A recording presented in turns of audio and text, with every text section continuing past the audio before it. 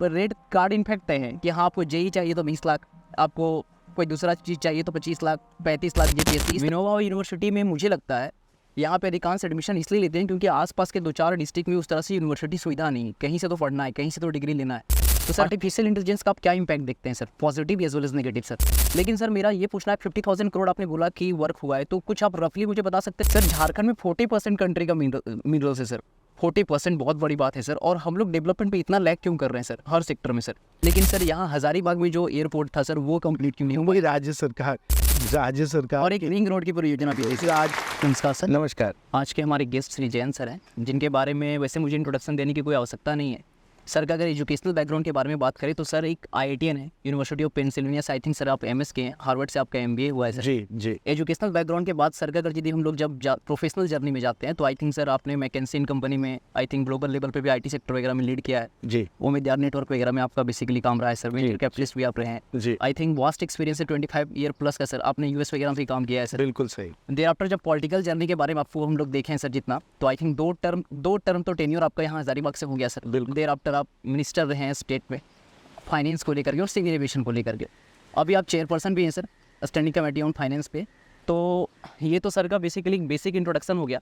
आज सर से हम लोग काफ़ी चीज़ों पे बात करेंगे। आर्टिफिशियल इंटेलिजेंस को लेकर के कुछ सवाल है मेरे मन में सर, क्वांटम कंप्यूटिंग को लेकर के सवाल है जरूर खुद को भी लेकर के कुछ चीज़ें सर जो आप बढ़िया से एड्रेस करें सर।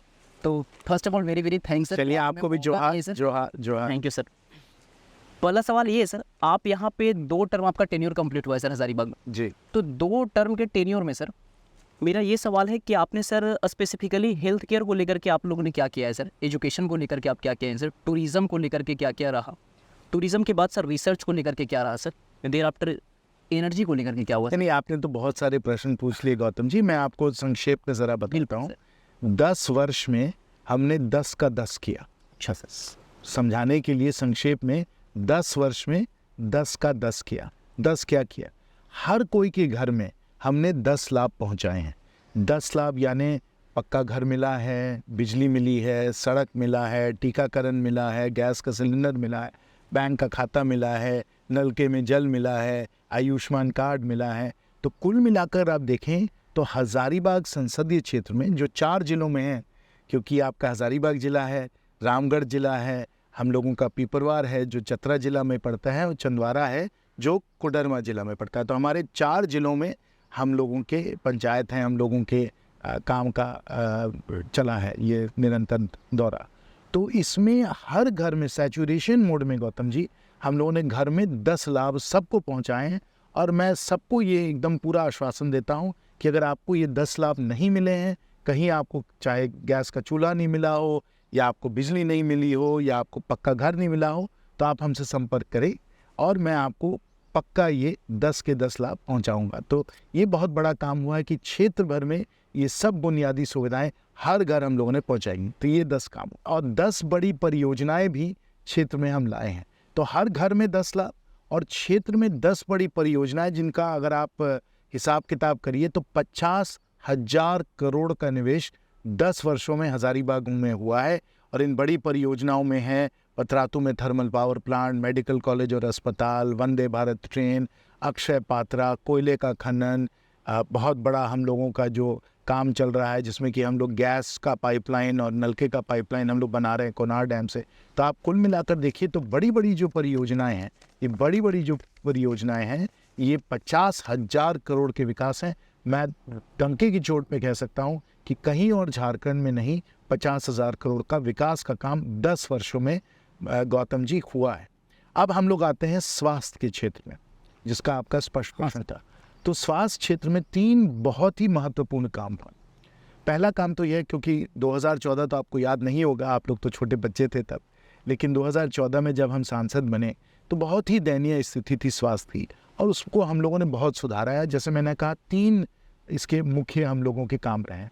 पहला काम तो मेडिकल कॉलेज और अस्पताल, 1500 करोड़ के द्वारा 125 आज के समय मेडिकल ग्रेजुएट्स हम लोगों के अब उत्पन्न हो रहे हैं मेडिकल कॉलेज से। 500 बेड का विश्व स्तरीय यहाँ अस्पताल बन रहा है। तो एक मेडिकल सेंटर, सिर्फ अस्पताल और कॉलेज नहीं, लेकिन मेडिकल सेंटर जो है इसको हम लोगों ने खड़ा किया है। तो बहुत बड़ा ये काम। दूसरा, पूरा जो स्वास्थ्य का नेटवर्क होता है, यानी सदर अस्पताल और स्वास्थ्य केंद्र, इसमें हम लोगों ने जिला खनिज मद के द्वारा सैकड़ों करोड़ों का हम लोगों ने निवेश करवाया है। आज अगर आप स्वास्थ्य केंद्र में जाएंगे तो आपको डॉक्टर, नर्स, टेक्नीशियन मिलेंगे, आपको उपकरण मिलेंगे, एक्सरे मशीन है, अल्ट्रासाउंड मशीन है, ऑक्सीजन प्लांट मिलेंगे। बरी में हमने CSR के द्वारा, पेटीएम के द्वारा ऑक्सीजन प्लांट लगभग 1 करोड़ का लगवाया। तो हमारा जो पूरा स्वास्थ्य का जो नेटवर्क है वो दुरुस्त हुआ है और उसमें DMFT के द्वारा हम ही ने 240 लोगों का हमने बहाली कराया है, डॉक्टर, नर्स, टेक्नीशियन का। तो ये दूसरा बहुत बड़ा काम हुआ है कि हम लोगों का हेल्थ नेटवर्क जो है बहुत ही अच्छा बना है। तीसरा बड़ा काम जो हुआ है कि जन आरोग्य मंदिर जो बनाए जा रहे हैं और जन औषधि केंद्र जो बनाया जा रहा है केंद्र के द्वारा, इसमें मुफ्त में लोगों को आज के समय दवाई वगैरह मिल रही है। मुफ्त के द्वारा वेलनेस यानी स्वस्थ होने के लिए क्या क्या साधन जरूरी हैं, आरोग्य मंदिर के द्वारा आपको मिल रहा है। तो ये भी केंद्र के द्वारा हम लोगों ने अतिरिक्त और लोगों को हम लोगों ने साधन दिए हैं। तो स्वास्थ्य का तो कायाकल्प हजारीबाग में हो चुका है। तो ये काम जो है वो अकल्पनीय, अतुल्य, अद्भुत काम हर क्षेत्र में तो हुए हैं, लेकिन स्वास्थ्य में मेरा खास कर का जो था ध्यान था और उसका हम लोगों ने कायाकल्प कर दिया है। सर आपने बोला 50,000 करोड़ का यहाँ पे वर्क वगैरह हुआ है, ठीक है सर। इंडिविजुअल सेंट्रिक वर्क तो हम लोग देख रहे हैं सर, दैट आपने बोला आयुष्मान कार्ड वगैरह या फिर जो भी वैक्सीनेशन वगैरह या फिर और भी जो चीज़ें बोल रहे हैं कि वाटर सप्लाई वगैरह को लेकर के या 10 आउट ऑफ 10 जो भी योजना वगैरह है हर घर को पहुँचा। लेकिन सर मेरा ये पूछना है 50,000 करोड़ आपने बोला कि वर्क हुआ है, तो कुछ आप रफली मुझे बता सकते हैं सर 20,000 30,000 करोड़ कुछ मेजर प्रोजेक्ट वगैरह जिसे? हाँ, मैं आपको पूरा इसका हिसाब देता हूँ। हाँ सर। 20,000 करोड़ जो है वो पतरातू में थर्मल पावर प्लांट के लिए निवेश किया गया है। और पतरातू का जो थर्मल पावर प्लांट है वो 4,000 मेगावाट का थर्मल पावर प्लांट है। देश में जो टॉप 5 प्लांट्स हैं उनमें से पतरातू का भी है। अब जाकर देखाइए, वहाँ 6,000 लोगों को रोजगार मिला है पतरातू का थर्मल पावर प्लांट। ये 20,000 करोड़ का इसका निवेश हुआ है।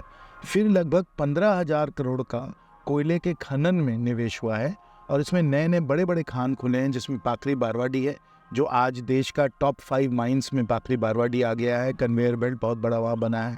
फिर आपको इधर चट्टी बरियातू में नया माइन बना है, केरेडारी में नया माइन बना है, उरी मारी और बड़ता सयाल का विस्तार हुआ है। तो इस प्रकार से अगर आप देखें कि कितना खर्चा आज के समय कोयले के क्षेत्र में हुआ है, लगभग 15,000 करोड़ का कोयले का निवेश हुआ है। फिर 5,000 करोड़ का निवेश हम लोगों को राष्ट्रीय मार्ग में नजर आएंगे। आज जो सड़कें हैं हजारीबाग की, गजब की सड़कें बन गई हैं। रांची से हजारीबाग आप 1.5-2 घंटे में पहुंच जाइए, हजारीबाग से बरी आप आधे पौन घंटे में पहुंच जाइए, हजारीबाग से केरेडारी आप 1 घंटे के अंदर ही अंदर पहुंच जाइए। अब भारतमाला का भी बनाया जा रहा है और ये भारतमाला जो है वो सुपर हाईवे बनाया जा रहा है। इसमें आप 5 घंटे में बनारस एक तरफ, 5 घंटे में कलकत्ते दूसरी तरफ, ये सुपर हाईवे बन रहा है। तो कुल मिलाकर नेशनल हाईवेज में NH में 5,000 करोड़ का निवेश हुआ है। फिर वंदे भारत की ट्रेन आई है, तो रेलवे में 4,000 करोड़ का निवेश हुआ है। तो ये आपको यहाँ 20,000 करोड़, फिर 15,000 करोड़, 35,000 करोड़, 9,000 करोड़ और ये 44,000 करोड़ हो गया। फिर 1,500 करोड़ जो है वो मेडिकल कॉलेज और अस्पताल में गया है। 1,000 करोड़ का लगभग गौरियाकर्मा में काम हो रहा है, कृषि अनुसंधान संस्था में, तो 1,000 करोड़ का काम वहाँ हो रहा है। DMFT के द्वारा जो हमने बताया आपको स्वास्थ्य के बारे में, उसी प्रकार से 2,800 आंगनवाड़ी केंद्र का हम लोग सौंदर्यीकरण कर रहे हैं। स्कूलों में 4 दीवारी बन रही है, कंप्यूटर सेंटर बन रहा है। तो DMFT के द्वारा 2,000 करोड़ का खर्च हुआ है। तो कुल मिलाकर इसको आप देखिए, हमने पूरा प्रेस को इसका हिसाब दे दिया है। 50,000 करोड़ का विकास का काम हुआ है। और आपका सबसे अच्छा इसका प्रमाण ये है कि आप ज़मीन का भाव देख लें, रांची में और हजारीबाग और रामगढ़ में लगभग एक जैसा है। राजधानी में ज़मीन का भाव और हजारीबाग रामगढ़ में ज़मीन का भाव एक जैसा है। और इसलिए क्योंकि इतना विकास का काम हुआ है, इतना बेहतर हम लोगों ने सुविधाएं दी हैं कि सब लोग अब यहाँ रहना चाहते हैं। यूथ को लेकर के सर यहाँ पे काफ़ी यूथ एजिटेशन किए हैं सर। अभी कुछ दिन पहले यहाँ पे जैसे CGL का एग्ज़ाम हुआ था सर, 28 को जो एग्ज़ाम था उसका पेपर लीक वगैरह को लेकर के यहाँ पे बात आया।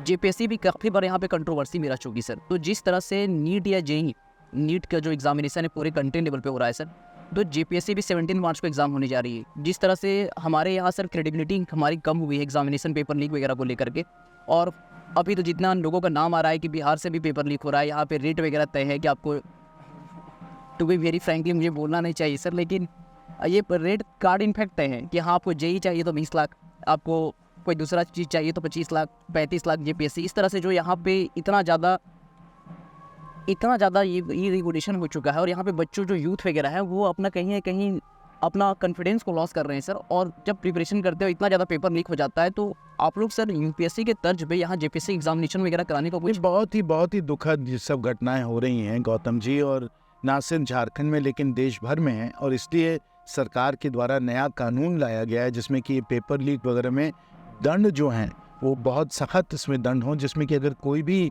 अगर पेपर लीक करे तो उन पे ज़बरदस्त कार्रवाई हो, सख्ती से कार्रवाई हो, वो जेल जाए, तभी जाके सुधार आएगा। जब तक पुलिस एक्शन नहीं होगा और सख्ती से एक्शन नहीं होगा तब तक ये रुकने नहीं वाला।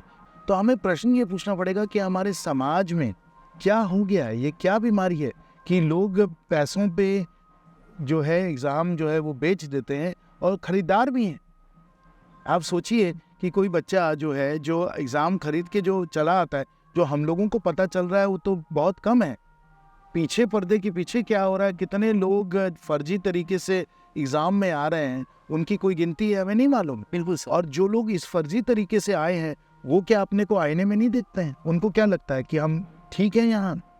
उनको कोई पाप का जो श्राप है उनको नहीं पता चलता है, नहीं महसूस होता है। हमको तो ये समझ में नहीं आता है, हमने तो ज़िंदगी भर ये बेईमानी कभी नहीं की, लेकिन हमारा समाज बेईमान बन गया है। हम लोग सब लोग बेईमान हैं। मैं आपसे पूछना चाहता हूँ गौतम जी, और आपके दर्शकों से पूछना चाहता हूँ, अगर आपके पास 20 लाख होते और आप एग्जामिनेशन पेपर जो है आप उसको लीक करके 20 लाख से अगर आप एग्ज़ाम ले लेते और घुस जाते, आपको अच्छा लगता?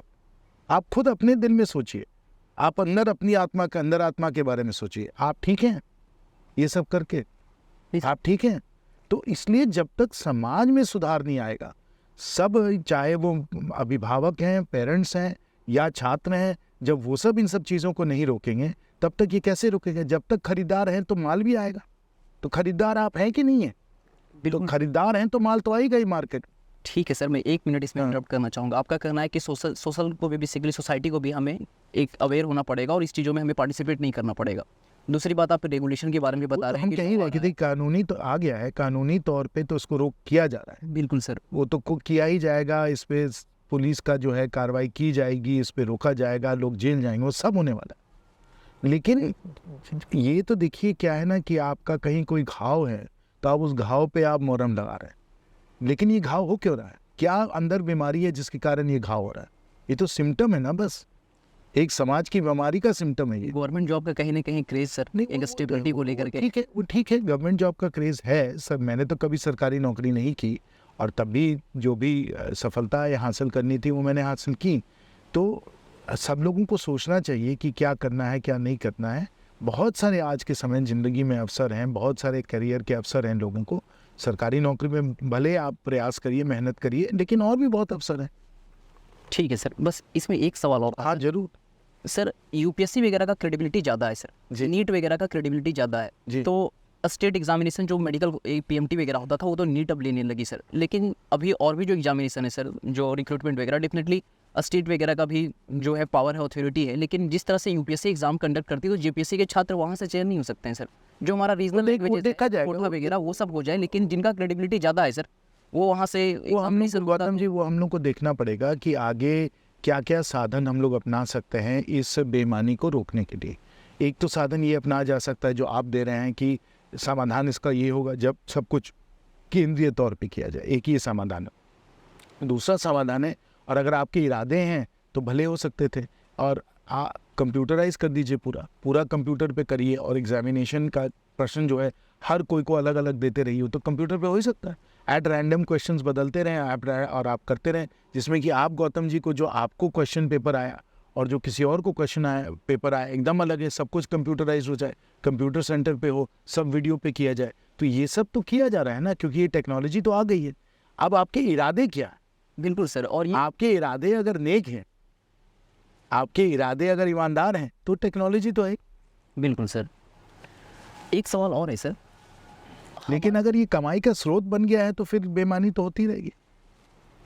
हाँ सर, एक चीज़ मैं और पूछना चाहता हूँ सर, हमारे यहाँ विनोबा भावे यूनिवर्सिटी है सर, अभी हमारे बगल के स्टेट में शिवपुर है सर जी, जादवपुर है, यहाँ पे पूरे नेशन से बच्चे अप्लाई करते हैं जी, हर स्टेट से चाहते हैं कि यहाँ पे इन्हें एडमिशन मिल जाए। काफ़ी अच्छे पैकेजेस हैं, काफ़ी अच्छा वहाँ पे एजुकेशन वगैरह में, रिसर्च वगैरह में कहीं ना कहीं अपॉर्चुनिटी दिखता है। लेकिन हमारे यहाँ सर विनोबा यूनिवर्सिटी में मुझे लगता है यहाँ पे अधिकांश एडमिशन इसलिए लेते हैं क्योंकि आसपास के 2-4 डिस्ट्रिक्ट में उस तरह से यूनिवर्सिटी सुविधा नहीं है, कहीं से तो पढ़ना है, कहीं से तो डिग्री लेना है। तो सर हमारे यहाँ उस तरह से वैसे कंपनी नहीं, आपका प्लेसमेंट वगैरह ज़्यादा आपका प्रश्न गौतम जी ये है कि विनोबा भावे का स्टैंडर्ड जादवपुर के बराबर का क्यों नहीं? अगर एक IIT प्रश्न के बराबर ना हो सके तो कम से कम इतना तो हो जाए सर, शिवपुर ज़्यादा उसका मैं आपको बताता हूँ, 3 कारण मैं भी बता दूं आपको। देखिए, पहले तो ये है कि वहाँ उन लोगों का स्टैंडर्ड बहुत अच्छा है क्योंकि वहाँ फैकल्टी जो है उनकी बहाली हो रही है। क्या है आज के समय कि इधर विनोबा भावे विश्वविद्यालय में बहुत दिनों से फैकल्टी की कोई बहाली हुई नहीं है और इस कारण आज के समय वहाँ कोई फैकल्टी विनोबा भावे में है ही नहीं। अब इसके पीछे क्या कारण है? ये तो राज्य सरकार है, राज्य सरकार को बहाली करनी थी लेकिन राज्य सरकार ने बहाली नहीं की। अब राज्य सरकार ने बहाली क्यों नहीं की वो आपको राज्य सरकार से पूछना पड़ेगा। पहला कारण तो ये है। दूसरा कारण ये है कि आज के समय कुलपति भी, उप कुलपति भी नहीं, वाइस चांसलर भी नहीं है। तो विनोबा भावे में उप कुलपति नहीं है, वाइस चांसलर नहीं है, तो उसको कौन चला रहा है? और ये जो स्थिति है कि वहाँ वाइस चांसलर नहीं है, उसके तो 1 वर्ष हो गए। तो झारखंड सरकार ने अभी तक वहाँ वाइस चांसलर की नियुक्ति क्यों नहीं की? और तीसरा जो मामला है कि अगर आपके पास ना फैकल्टी है ना वाइस चांसलर है, साधन आपके पास पूरे हैं, कोई टेक्नोलॉजी की कमी नहीं है, कोई बिल्डिंग की कमी नहीं है, हम ही ने इतना उन लोगों को वहाँ दिलवाया है, सेंटर फॉर ट्राइबल स्टडीज़ हमने खुलवाया है, ये सब हमने करवाया है। आपको 100 करोड़ अभी जो है केंद्र सरकार के द्वारा भी हम लोगों ने विनोबा भावे विश्वविद्यालय को दिलवा दिया है। तो इंफ्रास्ट्रक्चर आपका वर्ल्ड क्लास है, लेकिन आपके पास फैकल्टी नहीं है, वाइस चांसलर नहीं है आपके पास। और जो तीसरी बात जो है वो ये है कि हम लोग अगर फैकल्टी अगर लेते भी हैं तो वो फैकल्टी जो है वो अच्छी फैकल्टी नहीं है जितनी अच्छी फैकल्टी जादवपुर की है। तो फैकल्टी का स्टैंडर्ड होना चाहिए, फैकल्टी की क्वांटिटी होनी चाहिए, फैकल्टी होनी चाहिए और आपके एक अच्छे वाइस चांसलर होने चाहिए और फिर आपको स्वतंत्रता देनी चाहिए जिसमें कि आप सही रूप से इसको चला सके। ये सब तीनों चीज़ें आपको मिल जाएंगी तो साधन तो पूरा है, इंफ्रास्ट्रक्चर तो पूरा है, बहुत बढ़िया तरीके से चलेगा। बिल्कुल सर। उस तो एक चीज़ और भी था सर, प्लेसमेंट वगैरह के लिए भी प्लेसमेंट उसमें गौतम जी तब अच्छा होगा जब आपके स्टूडेंट्स जो हैं वो अच्छी तरीके से उनकी ट्रेनिंग होगी, अच्छी तरीके से वो शिक्षित होंगे और वो हर इम्तिहान वगैरह में अच्छा कर सकते हैं। जब ये हो जाएगा, स्टैंडर्ड अच्छा है, तो भले ही कंपनी आएंगी, कंपनियों को तो अच्छे लोगों की ज़रूरत है। आज हम जब कंपनियों से बेंगलोर में बात करते हैं, गुड़गांव में बात करते हैं, हैदराबाद में बात करते हैं, उन सब का कहना है कि हमारे पास अच्छे स्टूडेंट्स आते ही नहीं है, हमें कमी है स्टूडेंट्स की, अच्छी ट्यूशन की, जिन्होंने ट्रेनिंग की है। फिर स्टूडेंट्स को भी तो अच्छी तैयारी करनी चाहिए। आज के समय हम कितने स्टूडेंट्स से पूछते हैं कि आप रोज़ अखबार पढ़ते हैं, आप रोज़ मैगज़ीन पढ़ते हैं, आप रोज़ किताब पढ़ते हैं, मतलब अक्षरों वाला द्वारा। ये नहीं कि आप बैठ के यूट्यूब वीडियो देख रहे हैं या आप बैठ के दिन रात इंस्टाग्राम मैं एक सवाल पूछना चाहूँगा। तो इसलिए जो सोशल मीडिया के डिस्ट्रैक्शन में आ गया, जो किताबें नहीं पढ़ रहा है, अखबारों को नहीं पढ़ रहा है, मैगज़ीन को नहीं पढ़ रहा है, जो अपने को शिक्षित और जानकार नहीं बना रहा है, जिसमें कोई जिज्ञासा नहीं है, तो उन लोगों को फिर कंपनियों को लेने में दिक्कत हो जाती है। तो इसलिए जो छात्र भी हैं उनको ठीक गाइडेंस नहीं मिल पा रहा है। उनको लग रहा है बेईमानी करो, कहीं से एग्जामिनेशन का पेपर लीक करके कुछ करवा लो। जब ये गाइडेंस आपको मिल रहा है तो कहाँ से जाकर अच्छा काम करें? तो हम लोगों को सबको सही रास्ते पे लाना है, बहुत ज़रूरी है। ओके सर, आपने यहाँ पे 2-3 चीज़ के बारे में मुझे बताया सर। एक तो आपने बोला कि ये स्टेट गवर्नमेंट है, उनका बेसिकली जुरिसडिक्शन के अंदर आता है कि फैकल्टी वगैरह का रिक्रूटमेंट वगैरह करे। दूसरा चीज़ में आपने बोला कि जब अच्छा फैकल्टी वगैरह होंगे तो डेफिनेटली एजुकेशन अच्छा होगा, तब जाकर के कंपनीज वगैरह भी चाहते हैं अच्छे एम्प्लॉय, उन्हें भी नहीं मिल पा रहा है, नहीं मिल पा रहा। और एक आपने बोला कि हमें भी कहीं ना कहीं पढ़ने को एक आदत में डालना पड़ेगा, एक जिज्ञासा होनी चाहिए instead of passive basically consumption के तौर पे। बिल्कुल सर। ओके सर, एक सवाल मैं और पूछना चाहता हूँ सर, अभी के टाइम में सर क्रिएटिविटी काफ़ी लॉस हो रहा है सर। किसकी क्रेडिबिलिटी? क्रेडिबिलिटी नहीं सर, क्रिएटिविटी काफ़ी लॉस हो अच्छा, रहा है। क्रिएटिविटी। एक टाइम था सर, दिनकर जैसे कवि आ रहे थे सर, बिल्कुल सही। सूरदास कालिदास के बारे में तो बात ही नहीं करेंगे सर, छोड़ दीजिए। हाँ। लेकिन सर अभी पैसिव कंजप्शन बहुत ज़्यादा हो रहा है। अभी सिर्फ यूथ ही नहीं, सपोज अगर भी हमारे पेरेंट की नहीं, मैं आपकी बात, मैं 4 घंटा 5 घंटा। गौतम जी, मैं आपके प्रश्न समझ रहा हूँ। प्रश्न ये है कि अगर सब लोग टीवी और सोशल मीडिया में लगे तो अंदर से क्या निकलेगा? हाँ सर, सिर्फ बाहर से आ रहा है, बिल्कुल अंदर से तो कुछ निकल ही नहीं रहा, कुछ उत्पन्न ही नहीं हो रहा है, हो ही नहीं रहा है। वो भी चिंताजनक बात है। चिंताजनक बात इसलिए है कि अगर हम लोग दिन रात इस नशे में रहें, सोशल मीडिया के नशे में रहें, और जिन लोगों ने इसका अध्ययन किया है गौतम जी, उनको मालूम है कि जो आप नशा, चाहे वो आप ड्रग्स के द्वारा या शराब के द्वारा जो आपको नशा मिलता है, वही नशा आपको सोशल मीडिया से भी मिलता है। बिल्कुल, डोपामाइन वगैरह जो ब्रेन में जो केमिस्ट्री बदलती है नशा के, शराब और ड्रग्स के, वही केमिस्ट्री आपकी इस सोशल मीडिया के द्वारा बनती। तो ये भी एक नशा है, और अगर आप उस नशे में आप लिप्त हो गए, उस नशे में आप बर्बाद हो गए, तो फिर आप आगे कामयाब होइएगा कैसे, आप सफल कैसे होइएगा। इसलिए तो लोगों को समझना है कि हर चीज़ जो है इसको संतुलित तौर पे उसको कंज्यूम करना है। आप 4-4 5-5 घंटे पर दिन रात हम देखते हैं लोग, अच्छे लोग ऐसे ही करते रहते, ऐसे ही करते रहते, ऐसे ही करते रहते। तो ऐसे ही में आप लगे रहिएगा तो मतलब आप समझिए कि आप दिन रात 4-4 5-5 घंटे पर शराब पी रहे। इफेक्ट तो वही है। बिल्कुल, आप कहना है केमिकली जो प्लेजर मिलता है शराब से, ब्रेन केमिस्ट्री में जो इम्पैक्ट होता है शराब और नशीले पदार्थों से, वही सोशल मीडिया का इम्पैक्ट होता है। अच्छा सर, लोग इसको समझ ले। आप अगर 4-5 घंटे रोज शराब पीना चाहते हैं तो करिए सोशल मीडिया। Okay sir. तो सर इसका एक काउंटर बैलेंस, इसका कोई सॉल्यूशन आप बेसिकली सजेस्ट करेंगे सर हमारे व्यूअर को? सलूशन यही है कि आपको जिज्ञासु बनना है, आपको जानकार बनना है, आपको समझना है कि आप कैसे सफल हो सकते हैं, आप कैसे कामयाब हो सकते हैं।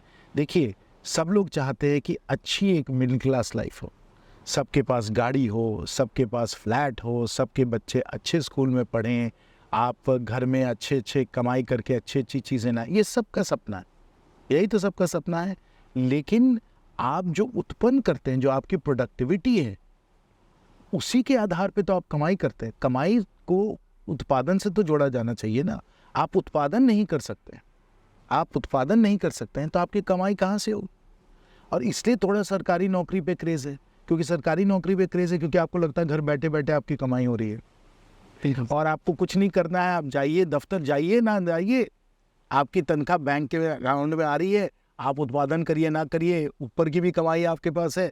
तो ये सोच जब है कि हमको काम से मतलब नहीं है, हमको कमाई से मतलब है, तो आप उत्पादन नहीं कर सकते। क्योंकि उत्पादन, और ख़ासकर आज के आर्टिफिशियल इंटेलिजेंस के ज़माने में, कंप्यूटर के ज़माने में अच्छा उत्पादन करना, आपकी अच्छी प्रोडक्टिविटी होना, जॉब में अच्छा आप काम करना, उसमें आपके जो स्किल्स होने चाहिए, जो आपकी जिज्ञासा होनी चाहिए, आपकी जो क्रिएटिविटी होनी चाहिए, आपके प्रॉब्लम सॉल्विंग स्किल्स जो होने चाहिए, वो बहुत हाई लेवल के होने चाहिए। नहीं तो सब तो काम कंप्यूटर कर ही लेगा। बिल्कुल सर, आपने सर आर्टिफिशियल इंटेलिजेंस का जिक्र किया सर जी। मैं इससे और एक सवाल और पूछना चाहूँगा सर। अभी कुछ दिन से आर्टिफिशियल इंटेलिजेंस काफ़ी बेसिकली कीवर्ड गूगल में काफ़ी ज़्यादा ट्रेंडिंग में है सर, चैट जीपीटी या फिर बार्ड वगैरह को लेकर के। जी, आर्टिफिशियल इंटेलिजेंस का आप क्या इम्पैक्ट देखते हैं sir, positive as well as negative sir? दोनों हैं, तो पॉजिटिव भी है, नेगेटिव भी है। पॉजिटिव ये है, और मैं खुद इसका खूब रोज़ उसका काफ़ी उपयोग करता हूँ, आपकी प्रोडक्टिविटी बढ़ जाती है, आप बहुत कुछ काम फटाफट कर सकते हैं। ये बहुत अच्छी बात है। हम लोग और प्रोडक्टिव हो सकते हैं, हम लोग और उत्पादन कर सकते हैं। आज के समय मुझे एक मित्र हैं हमारे जिन्होंने MIT से PhD की थी, वो हमको अभी हाल में बता रहे थे कि अभी उन्होंने जाके MIT में एक लंबा 8 हफ्ते का कोर्स किया है आर्टिफिशियल इंटेलिजेंस में। खुद वो PhD हैं MIT से। उन्होंने बताया कि ऑलरेडी आर्टिफिशियल इंटेलिजेंस के द्वारा जो आप कोडिंग कर रहे हैं, आप जो सॉफ्टवेयर लिख रहे हैं, वो आर्टिफिशियल इंटेलिजेंस 90% कोडर से, प्रोग्रामर से बेहतर कोड लिखने लग गया है। बिल्कुल सर, 90% बेटर सर, ठीक है। और ये तो आज की बात है। जिस तेज़ी से, जिस रफ्तार से आर्टिफिशियल इंटेलिजेंस का ग्रोथ हो रहा है, 90% क्या, अब तो चेस में तो कोई मनुष्य है ही नहीं जो कंप्यूटर के साथ खेल सकता है।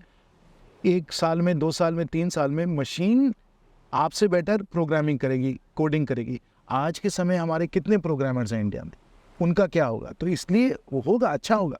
आपको अपना उत्पादन, अपनी सोच, अपनी क्रिएटिविटी, अपना जो भी कुछ है, इसको और भी बेहतर करना पड़ेगा। समझ रहे हैं? तो रेस है सर तो ये रेस अगेंस्ट द मशीन्स है। और आप जान लीजिए, हमने कई बार स्टूडेंट्स को कहा है कि हम लोगों की जो शिक्षा प्रणाली है, इस शिक्षा प्रणाली में हम लोगों को सिखाया जाता है तोता जैसे, तोता जैसे कि आप जवाब दीजिए, तोता जैसे जवाब दीजिए, रट लीजिए, जवाब दीजिए। अरे भाई, मशीन आपसे बेहतर जवाब दे सकती है। बिल्कुल सर, तो आपको क्रिटिकल थिंकिंग और क्रिएटिविटी की ज़रूरत है, जिसमें कि आप जवाब के लिए आप माहिर न बने, लेकिन प्रश्न पूछने में आप माहिर बने। आपको मशीनों से प्रश्न पूछना होगा। आप सही प्रश्न पूछेगा तो मशीन आपको सही जवाब देगी, लेकिन प्रश्न पूछने की क्षमता है कि नहीं? प्रश्न पूछने की क्षमता आपको तब होगी अगर आप सब चीज़ समझते हैं, आप जिज्ञासु हैं। और जिज्ञासु हैं तो आप प्रश्न अच्छा पूछ सकेंगे, और प्रश्न आप ऐसा पूछ सकेंगे कि आप बहुत ही शानदार फिर प्रदर्शन करते हैं। उदाहरण के तौर पे, आज बैटरी केमिस्ट्री पे, मैं खुद केमिकल इंजीनियर हूँ, बैटरी केमिस्ट्री पे बहुत रिसर्च हो रहा है। बिल्कुल सर। अब आपका lithium ion battery, yes sir, lithium ion battery में जो एनोड है उस एनोड का क्या मटेरियल साइंस होना चाहिए, और उस एनोड में जो इम्प्योरिटीज़ आ जाती हैं उसका मटेरियल साइंस के लिए क्या सबसे अच्छा पदार्थ हो सकता है, ये आप प्रश्न पूछिए। पर आप जब तक ये सब जो हमने बातें की आपको नहीं समझ आएगा तो आप प्रश्न कैसे पूछ सकते हैं। तो आपको पहले सब कुछ जानना होगा, समझना पड़ेगा, फिर मशीन आपके साथ काम करेगी। आप प्रश्न पूछेंगे, मशीन जवाब देगी। बिल्कुल सर, आपका जवाब जितना मैं समझ पाया सर, आपने बोला कि आर्टिफिशियल इंटेलिजेंस अभी जो है डेफिनेटली अभी हम लोग जो डेवलपमेंट का पेस चल रहा है उसके अगेंस्ट नहीं जा सकते हैं। आपका कहना है कि एक रेस है अगेंस्ट द मशीन, और आपका कहना है कि हर चीज़ों का आपको अवेयर होना पड़ेगा, चाहे कोई भी चीज़ है, हर चीज़ों के बारे में आप अवेयर रहेंगे तो जा करके उनसे आप आउटपुट बेहतर निकाल सकते हैं। आपने बोला सर कि जो प्रॉम्प्ट इंजीनियर्स वगैरह होते हैं वो 90% इफिशिएंसी से ज़्यादा कोडिंग वगैरह कर लेते हैं, और अभी थोड़ा बहुत जो छोटा मोटा बग भी होगा वो धीरे धीरे और रिड्यूस होते चला जाएगा। लेकिन सर ये जो मशीन के अगेंस्ट जो रेस है सर, उसमें सर ह्यूमन का एक लिमिटेशन है सर। अब वो तो मैं तो भविष्यवाणी नहीं कर सकता हूँ, मैं तो आपको और बस जॉब जो रुझान है, जो ट्रेंड्स है वो मैं आपको बता सकता हूँ। लेकिन इन सब चीज़ों के बारे में आपको जानकारी होनी चाहिए गौतम जी। पहले तो है कि आपको जानकारी हो। आप पढ़िए, सोचिए, समझिए, यूट्यूब पे जाइए, इतने बढ़िया से बढ़िया यूट्यूब में आपको वीडियोस मिलेंगे, बढ़िया से बढ़िया किताबें, इनके बारे में जानकार तो हों आप, जिज्ञासु हों आप। अगर आप दिन भर 4-4, 5-5 घंटे बस रील्स कर रहे हैं, फेसबुक कर रहे हैं, तो आपको जिज्ञासा और जानकारी कहाँ से मिलेगी? बिल्कुल सर। सर इसमें एक MIT के प्रोफेसर और जो अभी एक बहुत बड़े बिजनेसमैन सर, ये इलॉन मस्क सर, ये भी बोले थे कि अभी कुछ रेगुलेशन आना चाहिए। जिस तरह से आर्टिफिशियल इंटेलिजेंस वगैरह जो है, अभी हम लोग, हमारा जो जनरेशन है उस तरह से इसको कम्पीट करने के लिए कैपेबल अभी नहीं, और बहुत इथिकल रेगुलेशन वगैरह का ज़रूरत है। एटलीस्ट 6 साल तक बेसिकली इन लोग चाहते हैं कि इस पर काम ना किया जाए। तो आपका इस पर क्या इंसाइट है सर? जो इलॉन मस्क वगैरह लोग कह रहे हैं रेगुलेशन पे, वो जो हानिकारक इसका जो उपयोग हो सकता है, कल के समय अगर कोई ऐसा एक वायरस निकाल दे जो सबको ख़त्म कर दे, ये आर्टिफिशियल इंटेलिजेंस कर सकता है। कल के समय कोई ऐसा शस्त्र बना दे आर्टिफिशियल इंटेलिजेंस के द्वारा, ड्रोन्स के द्वारा, जो बहुत ही हानिकारक हो, उस पर रेगुलेशन होना चाहिए। तो जो इसके नकारात्मक उपयोग हैं, जो नेगेटिव यूज़ केसेस हैं, इनको रोकना बहुत ज़रूरी है, उसके लिए रेगुलेशन है। लेकिन ये कोई नहीं कह रहा है कि जो इसका पॉजिटिव उपयोग है, जो प्रोडक्टिविटी एनहांसमेंट्स हैं, उस पर कोई रोक लगाए। तो जो रेस अगेंस्ट द मशीन जो है प्रोडक्टिविटी का, वो तो चलता रहेगा ना, वो तो नहीं रुकने वाला किसी भी हालत में रेगुलेशन में। एथिकल रेगुलेशन है नेगेटिव इफेक्ट्स पे, पॉजिटिव इफेक्ट पे नहीं, और पॉजिटिव इफेक्ट हरदम प्रोडक्टिविटी पे आता है, और इसी प्रकार से टेक्नोलॉजी चलती। एक ज़माना था जब हिसाब किताब सब उसको लिखित तौर पे किया जाता था, वही खाता में किया जाता था। आज के समय सब कंप्यूटर पे करते हैं। तो अगर आपने टैली नहीं सीखा, आपने माइक्रोसॉफ्ट डायनामिक्स नहीं सीखा, तो आप तो पीछे रह गए। बिल्कुल सर। तो आप तो उसको हिसाब किताब आप खाते में तो कर नहीं सकते हैं, बिल्कुल, आपको तो कंप्यूटर में करना है। बिल्कुल तो इस प्रकार से टेक्नोलॉजी हरदम जो है वो बेहतर होती चली जाती है। ये टेक्नोलॉजी का तरीका है। मैं खुद इंजीनियर हूँ। हाँ सर। मैं खुद इंजीनियर हूँ। मैं आपको बताऊँ, जब मैंने कोडिंग स्टार्ट की तो हम लोग पंच कार्ड्स पे कोडिंग करते थे। हम IIT में थे तो अंतिम वर्ष था, पंच कार्ड्स पे कोडिंग करके हम लोगों का मेन फ्रेम था ICL 2960, उसके प्रोग्रामिंग हम लोग पंच कार्ड से किया करते थे। तो हमने पंच कार्ड की कोडिंग सीखी। उसके बाद तो फिर आगे बढ़ते चले गए हम लोग। तो ये टेक्नोलॉजी का एवोल्यूशन होता है, और वो एवोल्यूशन अगर हम लोग नहीं समझे और नहीं जाने कि हम लोगों को भी बेहतर होते चले जाना है, तो फिर तो हम लोग पीछे छूट जाते हैं ना। और ये आज के समय हज़ारीबाग के लिए सबसे बड़ी दिक्कत की बात है कि अगर हमारी जो शिक्षा की संस्थाएं हैं, जैसे विनोबा भावे विश्वविद्यालय है, अगर विनोबा भावे विश्वविद्यालय को हम लोग सब ये साधन नहीं दें, ये जानकारी नहीं दें, अच्छी फैकल्टी नहीं दें, जानकार फैकल्टी नहीं दें, तब लोग बच्चों को हम लोग कैसे ये शिक्षा दे सकते हैं, कैसे ये जानकारी दे सकते हैं? ये आज के सामने हम लोगों के लिए बहुत बड़ा एक संकट है। बिल्कुल सर। सर आर्टिफिशियल इंटेलिजेंस के बारे में हमें बता रहे हैं कि हम इसको नेग्लेक्ट बिल्कुल नहीं कर सकते, हमें चलना ही पड़ेगा। ऐसा नहीं हम लोग सोच सकते कि सिर्फ नेगेटिव पहलुओं को ले, और जो भी इथिकल रेगुलेशन वगैरह है वो तो नेगेटिविटी के लिए, लेकिन पॉजिटिव पहलू को लेकर के इसको रोका नहीं जा सकता और हमें चलना ही पड़ेगा। एक सवाल मुझे और है सर, ये सर झारखंड के होने के कारण, सर झारखंड में 40% कंट्री का मिनरल्स है सर। 40% बहुत बड़ी बात है सर, और हम लोग डेवलपमेंट पे इतना लैग क्यों कर रहे हैं सर हर सेक्टर में सर, अदर स्टेट वगैरह से? झारखंड धनी है, झारखंडी निर्धन है। झारखंड धनी है, हर चीज़ है यहाँ। Yes sir. चाहे आप पदार्थ देख लें, खनिज पदार्थ की बात की, चाहे आप ज़मीन की हरियाली देख लें, चाहे पानी देख लें, चाहे आप प्रतिभावान मेहनती लोगों को देख लें, हर नज़रिए से अगर आप देखें जो झारखंड धनी है। लेकिन झारखंड निर्धन। हाँ, झारखंड धनी है, झारखंडी निर्धन है। इसलिए क्योंकि हम लोगों ने नीतियाँ सही नहीं बनाई, और मिलजुल कर हम लोगों ने काम नहीं किया। झारखंड आज के समय विभाजित है। टुकड़े टुकड़े में, और ये सब जो टुकड़े हैं बस एक दूसरे पे वार करते रहते हैं, वार करते रहते हैं, वार करते रहते हैं। अब जरूरी है कि हम लोगों को मिलजुल कर जो चुनौतियां हैं इनको समझना है, और मिलजुल के अच्छे नेतृत्व के साथ इन पे हम लोगों को अब संघर्ष करना है, जिसमें कि हमको इनको पार कर लें। उद्योग नीति अच्छी बने, निवेश नीति अच्छी बने, अर्थ नीतियाँ अच्छी बने, विधि व्यवस्था मजबूत हो, अच्छा नेतृत्व आए। जब ये सब हम लोग ले आएंगे तब झारखंड तो एकदम कमाल का राज्य बन सकता है। आप बगल के ही राज्य उड़ीसा को देख लीजिए, उड़ीसा में कितनी तरक्की हुई है। आज कोई भुवनेश्वर चले जाए, भुवनेश्वर वर्ल्ड क्लास सिटी, विश्व स्तरीय सिटी, बढ़िया यूनिवर्सिटीज़ है। KIT को देख लीजिए, भुवनेश्वर है, भुवनेश्वर में IIM भी आया हुआ है, भुवनेश्वर का एयरपोर्ट आप लोग देख लीजिए। अब भुवनेश्वर में आप देख लीजिए कितना सुंदर तरीके से शहर का निर्माण हुआ है, वो हम लोग के बगल का राज्य है। बिल्कुल सर। कितनी तरक्की हुई है।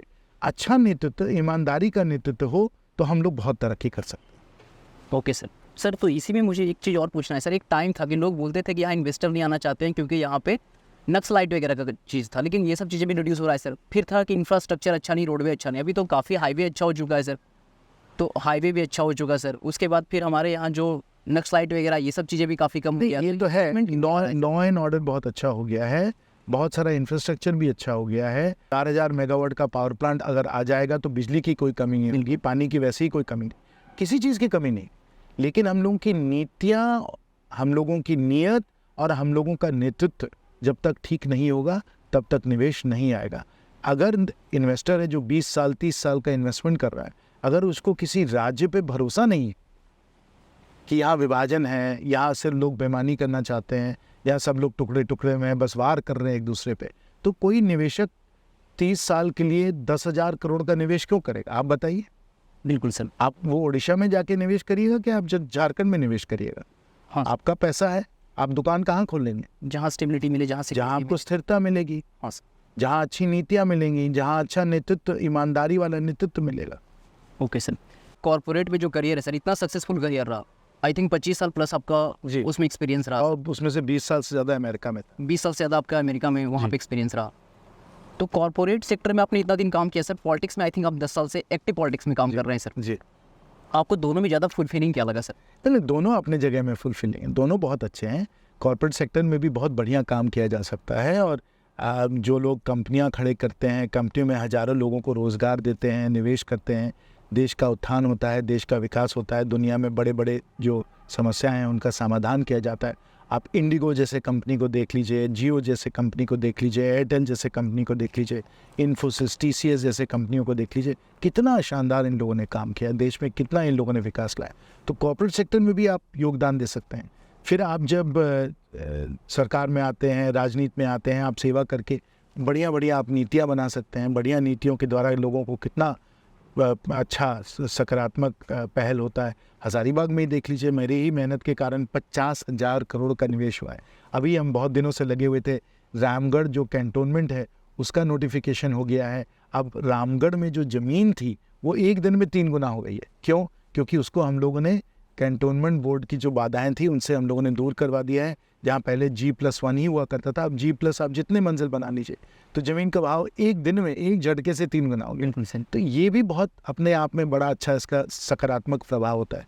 तो दोनों जो करियर हैं उनमें अपने आप बड़ा फुलफिलिंग होता है, बड़ा संतोष मिलता है। आपने सर दोनों का पॉजिटिविटी कर दिया सर, लेकिन मेरा था सर कि कंपैरिजन के तौर पे आप दोनों में ज़्यादा किसको फुलफिलिंग पाएं सर? ये कहना फिर वही बात आ गई ना, एक और दूसरे में आदमी चयन नहीं, कंपेयर नहीं। हर चीज़ की अपनी जगह होती है, हर चीज़ में अपना संतोष मिलता है। राजनीति में अलग चुनौतियाँ हैं, कॉर्पोरेट लाइफ में अलग चुनौतियाँ हैं, और आप तो मालूम ही है, सबको मालूम है कि मेरे लिए सेवा परमो धर्म है।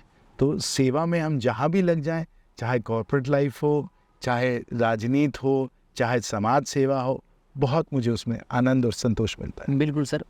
बस फाइनल सवाल नहीं था सर, बस इसमें एक चीज़ और सर, लेकिन आपने बोला कि दोनों अपनी जगह बेटर है, दोनों का अपना एक इम्पोर्टेंस है, लेकिन सर राजनीति में कहीं ना कहीं ये चीज़ है सर कि अच्छे लोगों का बड़ा कमी है सर, जो काफ़ी। गौतम जी देखिए, उसमें कोई चिंता करने की ज़रूरत नहीं है। हम लोग कर्मयोगी हैं। जब सेवा का अवसर मिलता है हम लोग सेवा करते हैं, तो सेवा करेंगे। ऐसा थोड़ा नहीं कि आदमी सेवा कर रहा है किसी पद के लिए, किसी मोह के लिए, किसी लोभ के सर लिए। कई यूथ भी हैं, आप उनको क्या एड्रेस करना चाहेंगे नहीं, राजनीति में एंट्री को लेकर के? मतलब आप अपने को जितना आप प्रतिभावान बनाएं, जितना मेहनती बनाएं, जितना चरित्रवान बनाएं, ये आपके लिए बहुत बड़ी एक ताकत है। आप चरित्रवान बनिए, आप प्रतिभावान बनिए, आप कुशल बनिए, आप महत्वाकांक्षी बनिए। ये सब चीज़ों में आप में जब है तो आप किसी भी क्षेत्र में बहुत अच्छा कर सकते हैं। ओके सर, आपका कहना है कि राजनीति वगैरह में नेगेटिविटी को ना देखा जाए और यहाँ पे सर्विस के लिए आया जाए। वो अरे और क्या, बिल्कुल, आप राजनीति में आ किस लिए रहे हैं? मतलब पैसे कमाने के लिए, पैसे कमाने के लिए। हिसाब सर्विस नहीं, के तौर पे आप वो आप अगर आप पैसे कमाने के लिए राजनीति में जा रहे हैं तो आप विफल होइएगा, आप असंतोष आपको होगा, आप दुखी होंगे, आप पीड़ित होंगे। इसलिए ऐसे मत करिए। आप सेवा भाव से आ रहे हैं, मेवा भाव से नहीं आ रहे हैं, काम करने आ रहे हैं, कमाई के लिए नहीं आ रहे हैं, आप भलाई के लिए आ रहे हैं, मलाई के लिए नहीं आ रहे हैं, तब आप सेवा कर सकते हैं। आपका कहना है फिर असंतोष नहीं होगा, फिर नहीं। और वही सही है। थैंक यू हम सर। लोग प्रभु श्री राम के भक्त हैं, तो प्रभु श्री राम मर्यादा पुरुषोत्तम तो बिल्कुल सर, आपने सारे क्वेश्चन का जवाब दिया सर, थैंक यू सर। बस इसमें एक ही चीज़ और पूछना है सर, दैट आप sir minister of civil aviation आप रहे हैं सर। आपने सर वहाँ पे ट्रैफिक, वहाँ पे जो वेटिंग पीरियड है उसको घटाया भी, कई चीज़ें सर मैं जब बढ़िया से देखा तो आपने काफ़ी चीज़ उसमें किया है। लेकिन सर यहाँ हज़ारीबाग में जो एयरपोर्ट था सर वो कंप्लीट क्यों नहीं हुआ? वही राज्य सरकार और एक रिंग रोड की परियोजना भी थी सर। राज्य सरकार रिंग रोड में भी फेल है और एयरपोर्ट में भी फेल है। आज तक जमशेदपुर का एयरपोर्ट बना है? जब जमशेदपुर का एयरपोर्ट इस सरकार ने बनाई तो हम लोग हजारीबाग में क्या हम लोग इसका अपेक्षा कर सकते? क्योंकि आपने बोला भी जमीन हम लोगों ने जमशेदपुर में उस एयरपोर्ट का हम लोगों ने शिलान्यास भी किया हुआ था, लेकिन इस सरकार ने उसको रोक दिया। हजारीबाग का जो एयरपोर्ट है उसमें सब चीज़ हम लोगों ने पारित करा दिया था, लेकिन इस सरकार ने उसको रोक